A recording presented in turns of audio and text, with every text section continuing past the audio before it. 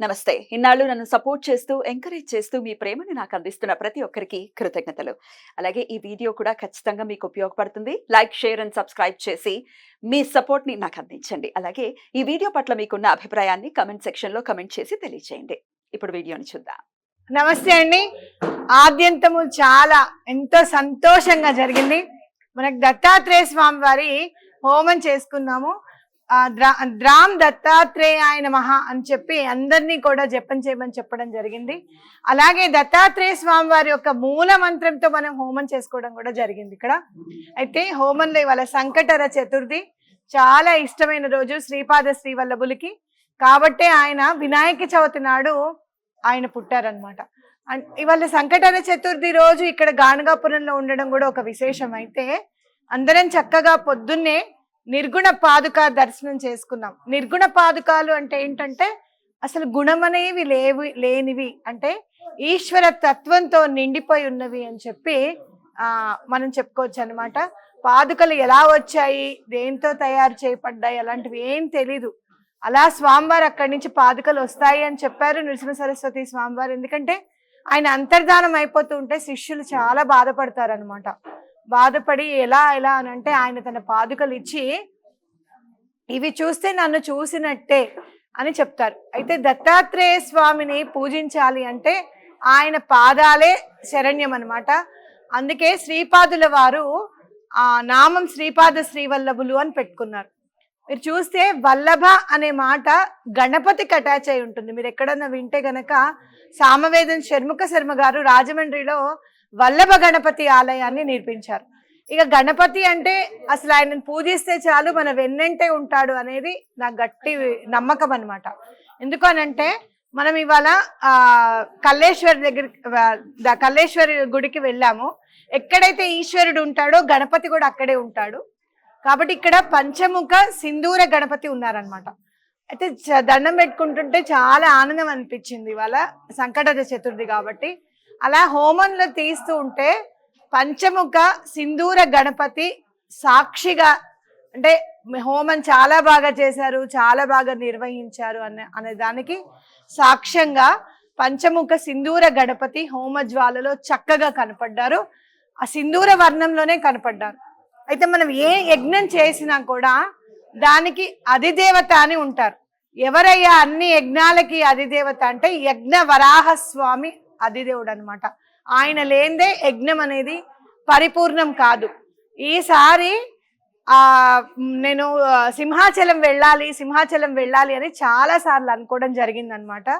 ఎందుకంటే ప్రహ్లాదుడికి చూడండి ఎలాంటి కోరికో, స్వామి నేను నరసింహ అవతారాన్ని చూశాను కానీ వరాహ అవతారాన్ని చూడలేదు స్వామి అని అంటే, అవునా అని చెప్పి అప్పటికప్పుడే ఆయన వరాహ అవతారం చూపిస్తారనమాట. అంటే వరాహ నారసింహ అవతారము మనకి కనపడుతుంది అనమాట. అలా మనకి సింహాచలంలో ఉన్నారు కదా, సేమ్ సింహాచలంలో స్వామి ఎలా అయితే ఉంటారో అలానే యజ్ఞ వరాహ స్వామి కూడా ఇక్కడ మనకి కనపడ్డారు. మేము ఏం చేసినా కూడా ఆ లక్ష్మీ నరసింహస్వామి మాత్రం మమ్మల్ని వదలరు. ఏ యజ్ఞమైనా కూడా లక్ష్మీ నరసింహస్వామి కనిపిస్తారు హోమజ్వాలలు. అయితే ఈసారి నా మనసులో సింహాచలం వెళ్ళాలి అనే కోరిక ఉంది కాబట్టి స్వామి దత్తాత్రేయుడు అంటే అన్ని నేను మీకు చెప్పాను, నరసింహస్వామికి నృసింహ సరస్వతికి ఎటువంటి భేదము లేదు అని నేను చెప్పాను. దానికి నాకు తార్కాణం కూడా కనపడింది అనమాట. అది మీకు కూడా అది ఆల్రెడీ ఒకసారి చెప్పాను. అయితే నరసింహస్వామిని అయ్యో అలా చూస్తే బాగుండు కదా ఒక్కసారి, ఎందుకు వచ్చింది ఆ థాట్ అని మీరు అడగచ్చు. అక్షయ తృతీయ నాడు స్వామికి అక్కడ గంధం అరగదీస్తూ ఉంటారు అనమాట. నిజరూప దర్శనం అక్షయ తృతీయ రోజు అవుతుంది కాబట్టి అయ్యో మొన్ననే ఈ మధ్య కదా అక్షయ తృతీయ వచ్చింది, మనం చూడాలి స్వామిని ఒక్కసారి నిజరూప దర్శనం చేసుకోవాలి అని అనిపించింది. అయ్యో నేను వెళ్ళలేకపోయాను అని చెప్పి స్వామి ఇవాళ మనందరికీ కూడా హోమ జ్వాలలో స్వామి కనిపించారు. ఇది ఒక్కళ్ళ అదృష్టం కాదు. సమిష్టిగా గురువుని ఆరాధిస్తే, సమిష్టిగా ఏదైనా యజ్ఞం చేస్తే భగవంతుడు ఎలా మనని కరుణిస్తాడు అనేది ఇది ఒక చిన్న ఉదాహరణ మాత్రమే అని చెప్పుకోవచ్చు. అయితే నిన్న కొంతమందిలో ఒక బాధను చూశాను నేను. 2 రకాల బాధలు ఉన్నాయి. ఒకటి ఏంటంటే అక్కడ సంగమం సరిగ్గా కళ్ళతో వీక్షించలేకపోయామే అని బాధ ఒకటి. 2 ఏంటంటే నిన్న జరిగిన తోపులాట మామూలు తోపులాట కాదు. అక్కడికి వెళ్ళి ఇక్కడికి వచ్చే లోపల మనకి చాలా లేట్ అయిపోయింది అనమాట. దాంతో పల్లకి ఉత్సవం స్టార్ట్ అయిపోయింది. సరే, కొంతమంది వెళ్ళగలిగాం, కొంతమంది వెళ్ళలేకపోయాం. జనరల్ గా ఎవరికైనా కూడా వెళ్ళలేని వాళ్ళకి బాధ కలుగుతుంది. అయ్యో సంగమాన్ని సరిగ్గా చూడలేకపోయామనే బాధ అయితే మాత్రం రుద్రతీర్థం చూసాము ఇవాళ, అందులో ఆ బాధ తీరిపోయింది. దాంట్లో ఇంకా మనకు ఇంకొక రుద్రతీర్థం చూసాము. స్వామి ఒక మనిషిని ఎలా రక్షిస్తారు అనేది కూడా లైవ్ ఎగ్జాంపుల్ కనపడింది అక్కడ. అంటే ఏకంగా ఎటువంటి పరిస్థితుల్లోనూ ఆత్మహత్య చేసుకోవాలి అని అనుకున్న ఒక పెద్ద ఆయన పెరాలసిస్ పేషెంట్, ఆయన ఎలా ఈత కొడతాడు? పడిపోయి భయం వేసి పైకి రావచ్చు, అలా కాదు. ఆ పెరాలసిస్ పేషెంట్ అందులో పడిపోతే స్వామి తీసుకొచ్చి, ఏరా గాణగాపురం వచ్చి చచ్చిపోతావా, కుదరదని చెప్పి ఒడ్డుకు తీసుకొచ్చి 25 జన్మల పాపాన్ని నేను కడిగేస్తానని చెప్పి స్వామివారు చెప్పడం, ఆయనను అక్కడ ఉంచడము. ఆయన ఎంతో సంతోషంగా నేను అసలు మందులే వాడకుండా లేచి నించోగలుగుతున్నాను, వాకర్ సాయంతో నడవగలుగుతున్నాను అనేది చెప్పడం. ఇది ఎంతమందికి సంగమం వెళ్తే ఎంతమందికి అదృష్టం దొరుకుతుంది చెప్పండి. సంగమంలో నిన్న మనం చూడలేకపోయాం, కానీ ఇక్కడ రుద్రతీర్థంలో స్వామివారి లీలని ఇప్పుడు చూస్తున్నాం మనం. అప్పుడు పరమాచార్య గారు చేశారండి, నరసింహ సరస్వతి స్వామి వారి సతీకట్టలో ఉంటే అక్కడ బతికించారండి. అలాంటివి చదువుకుంటూ ప్రత్యక్షంగా కూడా మనం ఇవాళ లీల చూసాం. అదొకటి స్వామివారు మనకి ఇచ్చిన బోనస్ గా పరిగణించాలి. రెండోది ఏంటంటే, నిన్న పల్లకి దర్శనం చేసుకోలేదు, పల్లకి ఉత్సవాన్ని చూడలేకపోయాము అన్న వాళ్ళకి స్వామివారు మనకిచ్చిన బోనస్ ఏంటో తెలుసా? నేను ఓన్లీ ఇక్కడ యజ్ఞానికి మాత్రమే వాళ్ళకి చెప్పాను. ఇక్కడ రుద్రాభిషేకం జరగడం అంటే, నృసింహ సరస్వతి స్వామి వారికి రుద్రాభిషేకం అంటే చాలా ఇష్టం. ఆయనని ప్రసన్నం చేసుకోవాలంటే రుద్రాభిషేకమే. అందుకే మీరు గుళ్ళో కూడా చూడండి, అందరికి 5,000 మినిమం 5,000 తీసుకుంటారనమాట. అంటే రుద్రాభిషేకానికి 1,100, దర్శనానికి మళ్ళీ మీకు ఎవరికన్నా భోజనం పెడతారా అమ్మ, మీకు భోజనం ఏమైనా కావాలా, ఇలాంటి వాటి అన్నిటికీ కలిపి టోకెన్ అమౌంట్ ఒకటేసారి 5,000 వరకు తీసుకుంటారు. ఇంతమంది రుద్రాభిషేకం చేశారు అంటే ఎన్ని వేల రూపాయలు మనకి స్వామివారు ఇచ్చారో చూడండి. అలాగే రుద్రాభిషేకం చేశాము అంటే అన్ని కోరికలు తీరుతాయన్నమాట. స్వామి వచ్చి కూర్చొని రుద్రాభిషేకం చేయించుకున్నారు ఇక్కడ. అంటే పల్లకి ఉత్సవం చూడలేదు అన్న బాధని ఎంత చక్కగా చెరిపేశారో చూడండి. ఇంకొకటి, ఎప్పుడైనా భగవంతుడి దగ్గర ఒక 2 ఉండకూడదు. అదేంటో తెలుసా? ఒకటి అలక, ఒకటి బాధ.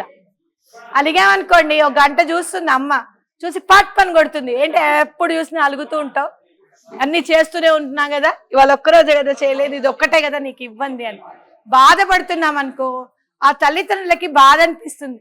ఏంటయ్యా ఎప్పుడు ఏదన్నా అడుగుతుంది, కొనిపెడుతూనే ఉన్నాం కదా కష్టపడి, అయినా ఇంకా బాధపడతారేంటి అని చెప్పి. కాబట్టి మనకి తల్లిదండ్రులు, మనందరికీ తల్లిదండ్రులు ఎవరు అంటే భగవంతుడు, గురువు. ఆయన దగ్గర నాయన నువ్వు నాకు ఇది ఇవ్వలేదను, లేకపోతే అయ్యో నేను ఇది చేసుకోలేకపోయానని అలక, బాధ ఎటువంటి పరిస్థితుల్లోనూ ఉంచకండి. ఏదైనా మీకు ఇవ్వలేదు అని అంటే దాన్ని 10 చేసి మీ ఒడి నింపడానికి ఆయన రెడీగా ఉన్నాడు అనేది గుర్తుపెట్టుకోండి. దానికి వాళ్ళ తార్కాణమే మనకి రుద్రతీర్థంలో ఆ లైవ్ ఎగ్జాంపుల్ అయినది, ముసలాయనది, పెద్ద అయినది, అలాగే ఇక్కడ జరిగిన రుద్రాభిషేకం ఒకటి. కాబట్టి భగవంతుడి దగ్గర తృప్తి అనేది చాలా ఇంపార్టెంట్. నాకు వచ్చేసింది, నేను హ్యాపీగా ఉన్నాను అని మేనిఫెస్టేషన్లో చెప్పడం ఏంటి అంటే ఐఎమ్ సాటిస్ఫైడ్, నాకు చాలా సంతోషంగా ఉంది అంటే గ్రాటిట్యూడ్. ఈ 2 చాలా ఇంపార్టెంట్ మనకి.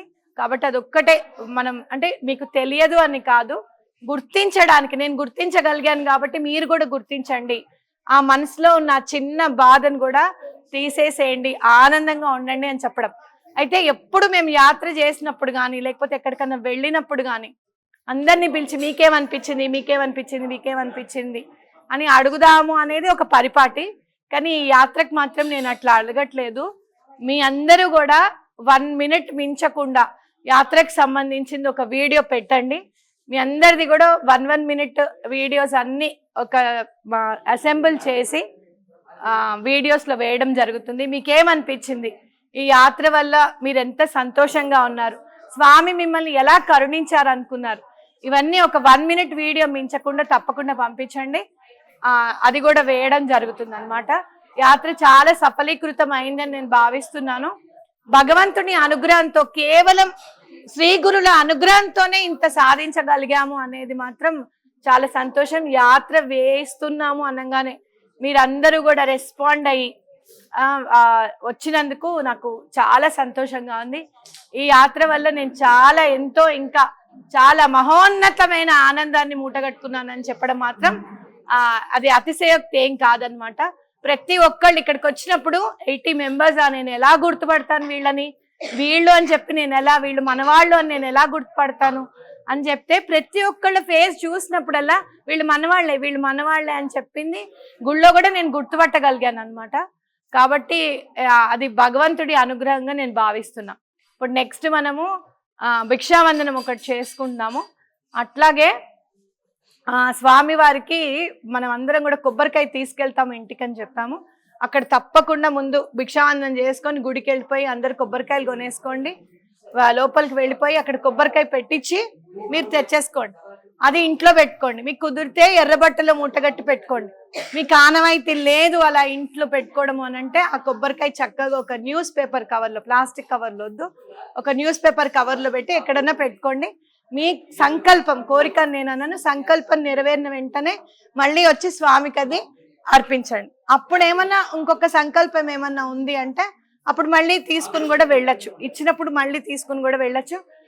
అలానే శిఖరం ఒకటి, బయట శిఖరము లోపల శిఖరం, ఏదైనా కూడా రెండిట్లో ఏ శిఖరానికైనా సరే మీరు సొంతిల్లు కావాలన్నా, మీ పిల్లల వివాహం జరగాలన్నా ఆ శిఖరానికి చెప్పండి. ఎందుకంటే భగవంతుడికే నీడనిచ్చిన శిఖరం అది. అంటే గురు నిర్గుణ మఠం వల్లే ఇక్కడ ఉండాలి, ఈ గుడి ఇక్కడ ఉండాలి అలా దండం పెట్టుకోండి. ఉంటాను. శ్రవంతి.